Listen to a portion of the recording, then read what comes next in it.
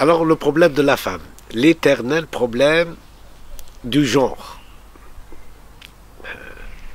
La féminité, comment la définir et comment pouvoir parler de la femme en échappant à la caricature.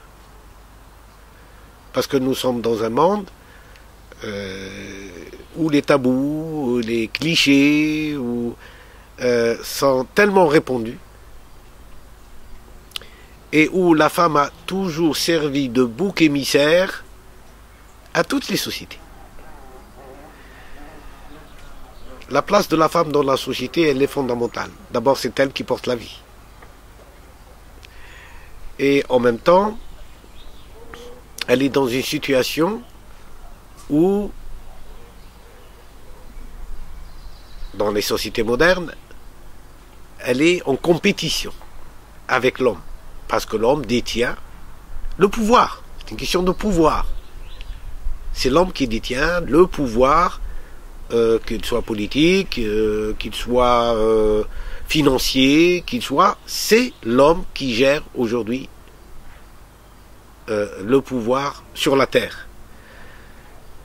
Et je pense que le XXIe siècle va essayer de rétablir, je l'espère, de rétablir cette inégalité. Inégalité dans le genre, entre le féminin et le masculin, dans la complémentarité et non dans le conflit. La femme et l'homme, chacun est un principe qui permet à la vie d'être et de se transmettre. Donc nous devons réfléchir à comment retrouver chacun, d'abord en nous-mêmes, notre partie féminine et notre partie masculine. Parce que nous venons, chaque être vient de l'addition de ces deux. Une partie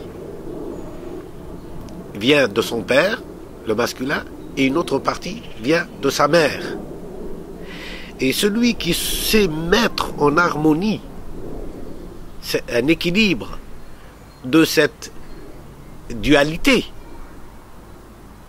qui est ancrée en lui, qui fait son propre être, celui-là aura un regard sur la femme ou la féminité différent de celui qui prend parti pour un genre contre un autre et qui est dans le conflit permanent. Ça veut dire qu'il n'a pas résolu son propre conflit. Comment peut-il le résoudre au niveau de la société? Mais j'ai toujours dit que la place de la femme dans le monde d'aujourd'hui est une place déterminante quant à la gestion du monde et à son équilibre. Donc, la femme doit revendiquer sa place, mais pas la place de l'homme. C'est tout à fait différent. Elle doit revendiquer ce qui lui revient de droit en tant qu'un être portant la féminité, la fécondité et l'espérance. Parce que celui qui porte la vie porte aussi en même temps l'espérance. Une mère qui accouche d'un enfant, sa première préoccupation, c'est que cet enfant puisse vivre, c'est que cet enfant puisse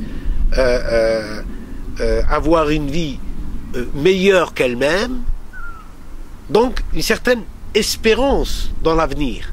Tant qu'il y aura des mères, il y aura de l'espérance.